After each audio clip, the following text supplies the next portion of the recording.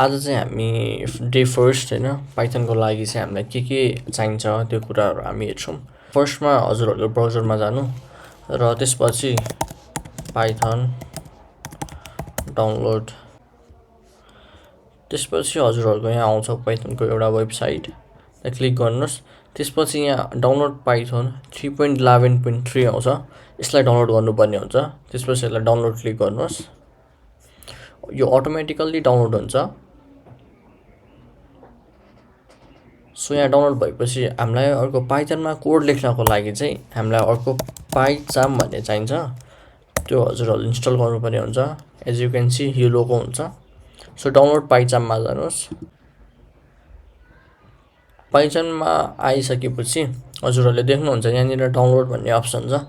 हजुरहरूको कुन अपरेटिङ सिस्टममा विन्डोज हो भने विन्डोजको लागि डाउनलोड गर्नुहोस्, या म्याक हो भने म्याक। अब लिनक्स त अभियसली युज गर्नु हुँदैन होला, त्यही भएर मेरो चाहिँ म्याक हो, त्यही भएर म्याकको लागि डाउनलोड थिच्नुहोस्।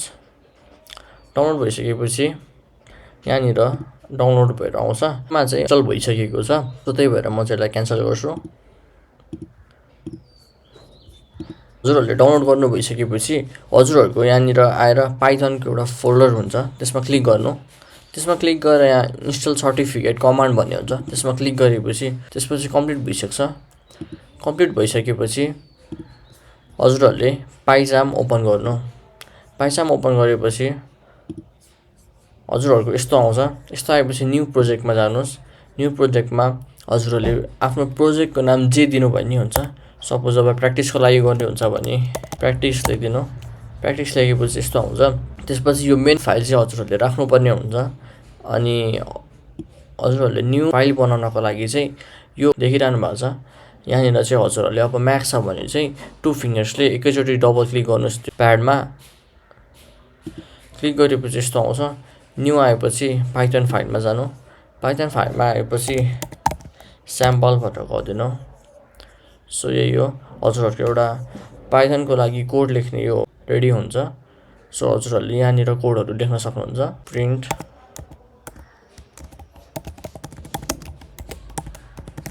Hello world. त्यसपछि यहाँनिर हेर्नुलाई यो साइडमा हाम्रो यहाँ मेनमा चाहिँ छ, हामीले यसलाई करेन्ट फाइलमा लानुपर्छ। करेन्ट फाइलमा लगेपछि रनको साइन छ, यसलाई रन गर्नुपर्छ। हेलो वर्ल्ड भनेर प्रिन्ट हुन्छ। So this was all about the day 1। Thank you for watching.